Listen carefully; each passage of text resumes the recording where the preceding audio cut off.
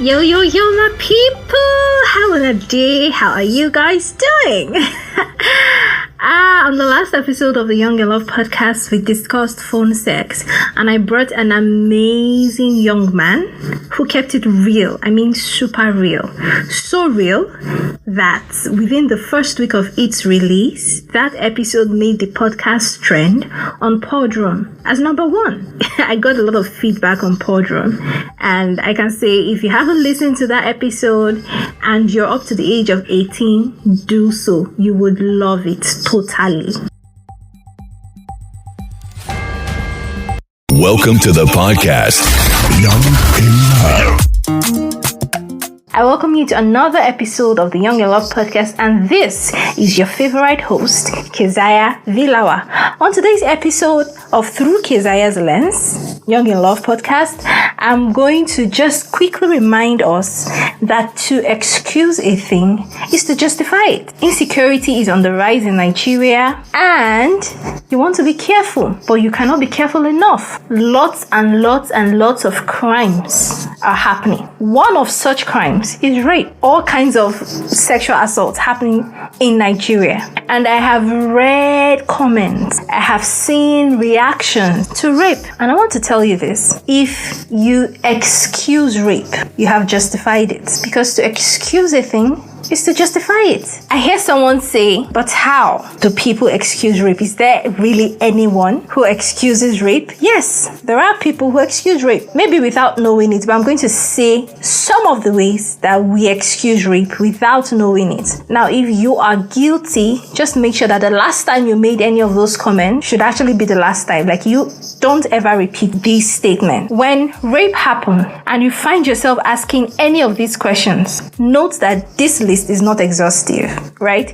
If you find yourself asking any of these questions, what was she wearing? What was she doing at his house? Oh, but she didn't fight it. She was enjoying it though. Why did she not report it? You have already excused rape. Why? Because the question, what was she wearing, is saying that this person raped the victim because the victim dressed provocatively. The question, what was she doing at his house, or what was the person doing at that particular place where the incident occurred, is saying that, oh, she shouldn't have been there. Perhaps if she wasn't there, the rape would not have happened. But she didn't fight it. It's basically saying she was probably enjoying it. Why didn't she fight it if she wasn't enjoying it? Why did she not report it? It's saying that cover-up is pleasure in itself. So don't say any of these things when a rape case is reported, because underlying each of these questions is a reason for the rape. You're excusing the rapist. Don't do it. Don't do it. When people say, what was she wearing?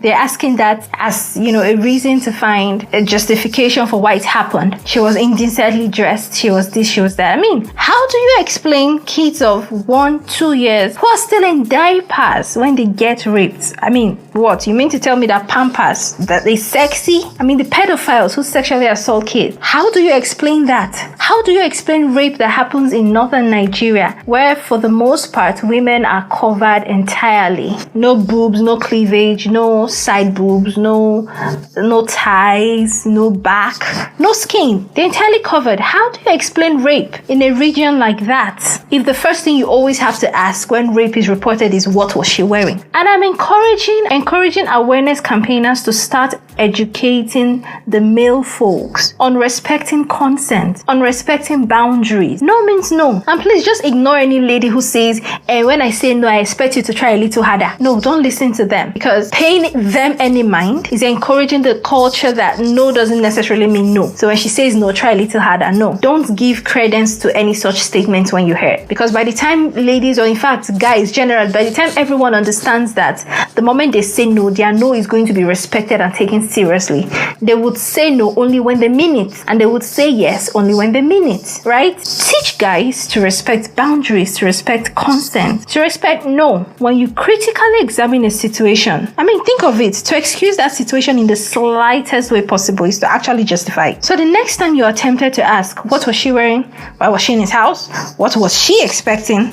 Oh, she was probably enjoying it. Stop yourself right there, because you are on your way to becoming a rape apologist, excusing rape and thereby justifying it. That is about the rape culture. Talk about the abuse culture. We also have abuse apologists. A woman hits a man or a man hits a woman, and the next thing is he was probably provoked. Oh, you Steph, you too they talk too much. You know, Sabi say that one na your husband. Or now wow, why you gotta lie your wife hit you like that? You know, say you be man. That's careless, right? In my opinion, that is excusing abuse. An abuser did not hit the victim because of something the victim did. An abuser hits the victim because he is an abuser or because she is an abuser. You can walk away from situations that test your patience. I mean, except in situations like where your own life is threatened and you had to do what you had to do out of self-defense, right? Even the law excuses that, self-defense. But simply because you were provoked, no. You don't hit people because they were talking too much. You don't hit people because they refuse to serve you food. You don't hit people because,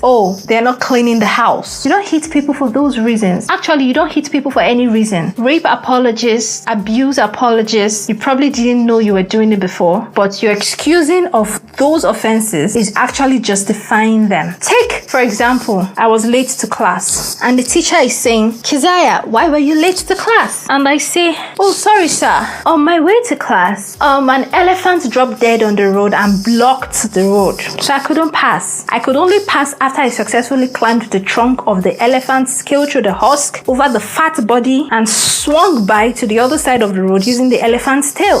I tell that story to the teacher and he said, oh, is that why you were late? And I say, yes. He's like, okay, that makes sense. I'll pardon you today. I'm justified. My lateness is justified because of the excuse I gave. The elephant dropped dead across the road and blocked traffic. I excused my lateness. My teacher joined me by accepting that excuse. And the result is what? I was justified by it. My lateness was justified. That's the result. So by my excusing that lateness, I have justified it. To excuse rape, to excuse abuse, to excuse anything at all. Just think of anything that comes to your mind. Nagging. Think of any single vice. Even before a court of law, murder is a crime, but then there are exceptions. One exception to murder, right, is what? Self-defense. What does self-defense do? Self-defense excuses the act of murder. Why? Because it was done in self-defense. And so the person is what? Justified. You're justified to have killed. Why? Because you did it in self-defense. Think of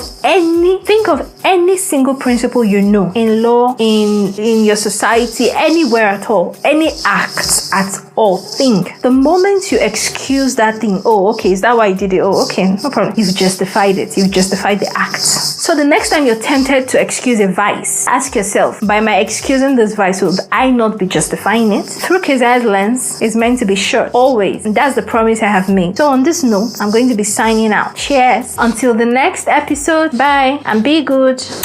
Young in Love.